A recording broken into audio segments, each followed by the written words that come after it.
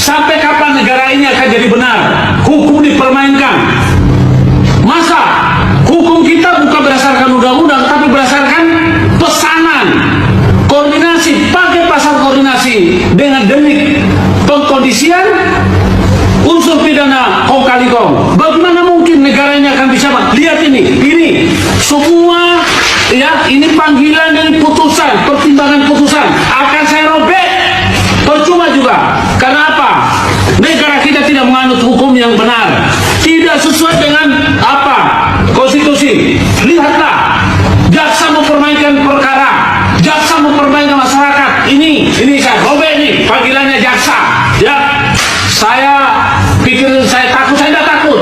Tidak ada lagi yang saya takut ini. Saya akan hadapi dengan taruhan nyawa.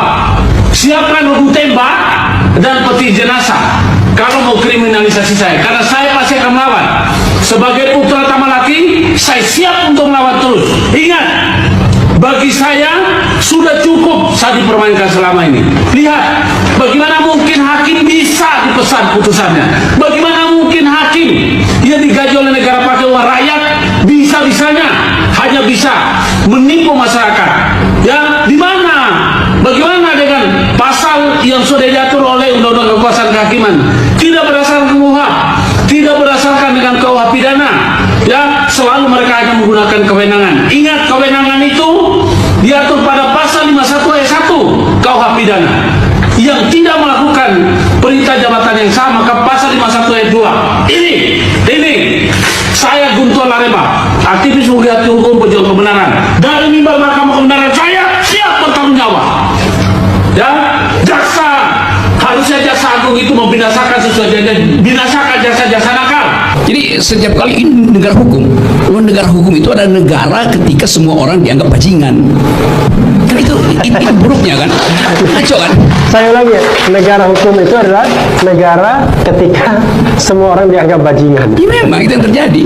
Nanti ada doktrin equality before the law, semua orang sama di depan hukum. Padahal prinsip equality before the law bukan semua orang sama di depan hukum, tetapi hukum harus sama diakses oleh orang yang berbeda. Orangnya memang berbeda. Tentu kedudukan saya sebagai orang negara berbeda dengan yang punya pulau reklamasi. Dia punya status lebih tinggi, maka dia nggak sama dengan saya, nggak ada soal. Tetapi akses saya ke hukum harus sama itu. Jadi akses yang harus sama, bukan orang yang harus jadi sama tuh. Nggak ada kita semua dipukul rata oleh hukum, nggak. Hukum harus bisa diakses dengan cara yang sama oleh orang yang berbeda.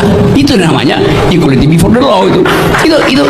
Itu hal yang simpel, yang kadang-kala salah diucapkan oleh politisi karena memang cuma mau gagah-gagahan equality before the law. Ngerti apa enggak itu poin itu? Jadi demokrasi itu artinya kita berbeda tapi kita punya akses yang sama terhadap hukum. Itu namanya equality before the law. Itu kata John Locke begitu. Jadi orang yang cuma ngutip-ngutip phrasing itu dia nggak ngerti. Di penjelasan Pak Setio tadi jelas banget keterlibatan dia sudah diketahui dari pas OTT. Kenapa baru sudah 5 tahun dia ditetapkan sebagai tersangka? Terus sebelumnya Pak, kalau menurut kami ini adalah intimidasi dari Ketua Umum PDIP Megawati Soekarno Putri yang bilang kalau Hasto ditahan atau ditangkap oleh KPK dia akan datang ke sini.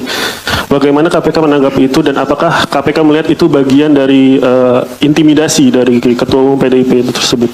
Terus yang ketiga, kalau dari penjelasan Pak Setio tadi berarti udah sangat rinci keterlibatan Hasto. Nah, seharusnya kasus ini udah lama. Kapan Hasto bakal ditahan? Karena terlihat sangat rinci gitu perkara ini. Ya baik. Pertama kenapa baru sekarang? Ya. Jadi kalau rekan-rekan melihat gitu, kasus ini kan sejak 2019 sudah ditangani. Gitu. Tapi kemudian baru sekarang. Ini karena kecukupan alat buktinya. Gitu. Tadi sebagaimana sudah saya jelaskan di awal, penyidik lebih yakin.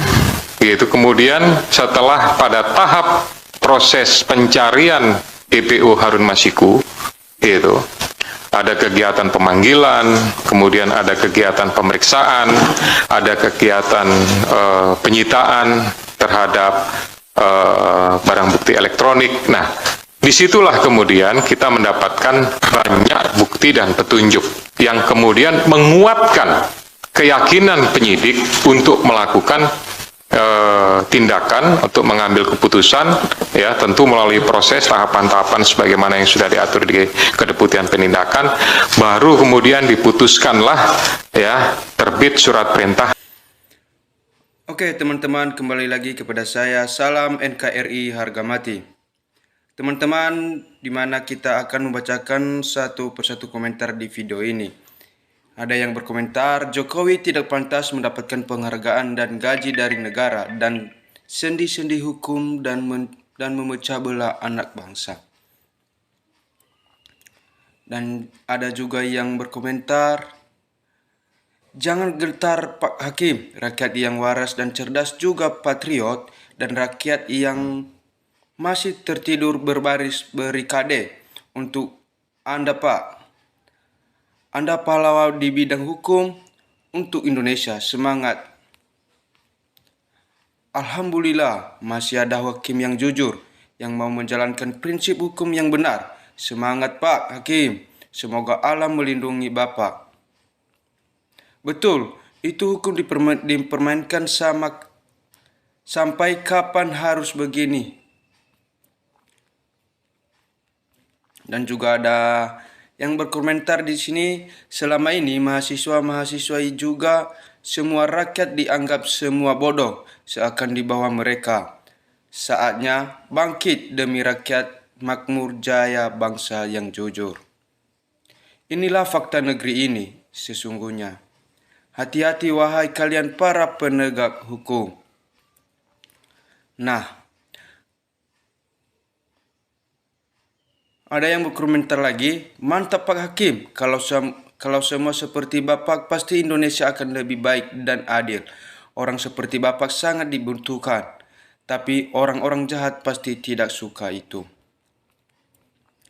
Apa yang diatur Bapak Hakim, tegas benar lanjutkan Pak Hakim, demi tegak lurus hukum. Pak Hakim, Indonesia butuh penegasan sepertimu. Moga sehat dipanjangkan umurnya. Jokodok sangat mencolok saat sedang rame ributin ijazah sekodok. Ikutan sibuk andain reuni. Ketahuan noraknya dan akhirnya hakim-hakim yang jujur dan amanah selalu dilindungi Allah. Ayo, hakim yang jujur bersuaralah, kalian demi kebenaran. Tancapkan kejujuran dan hati nurani. Semoga Pak Hakim selalu diberi kesehatan dan dilindungi Allah. Nah, ini baru tegas. Hayo rakyat mendukung, jangan mundur Pak. Mantap Pak, jangan takut, Fatihat untuk selamatkan kesehatan Pak Hakim. Hukum kalau sudah dibayar, pokoknya perkara jahat tetap diamankan. Kalau salah dihukum, siapapun dia, yang begini hukum tegas dalam kebenaran semua rakyat, Bang. Tolong Pak Prabowo dibantu hakim yang jujur ini, jangan didengar aja omongan hakim ini. Harus dilindungi.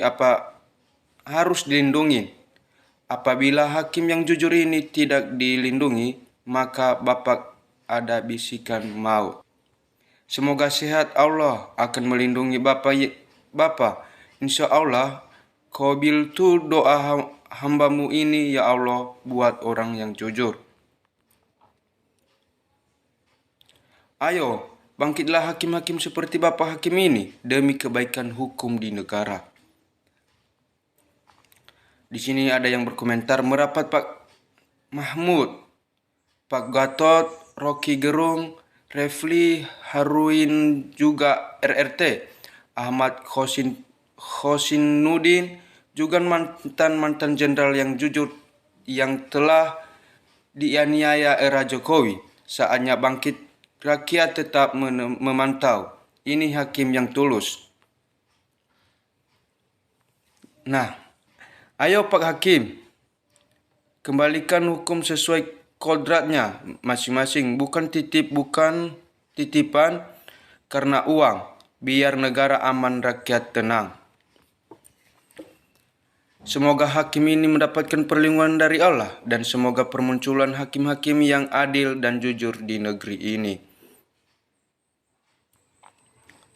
Ya Allah, lindungi Bapak Hakim yang jujur ini. Asaplah orang-orang yang solim, yang merusak hukum dan yang merusak negara ini. Nah, di sini ada berkomentar lagi. Bagus Pak Hakim, teruskan perjuangan rakyat mendukungmu. Yang ini memang sudah bobrok, keadilan dan kebenaran tidak ditegakkan. Kalau pemimpin yang salah, tidak akan bisa tersentuh hukum. Padahal kesalahannya cukup besar, korupsi keuangan neng BUMN semua merugi. Jual tanah lautan, pembelian kereta cepat di Mark Oak. Morowali dijadikan bandara ilegal, mengangkut nikel dijual ke bangsa Cina, tapi tidak tercatat dalam administrasi negara.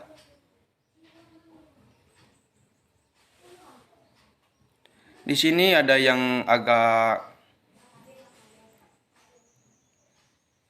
komentarnya, yang berkomentar Jokowi wajib dihukum mati selama 3 kali. Dan mudah-mudahan Allah SWT memberikan kesadaran kepada orang-orang yang mempermainkan hukum. Semua manusia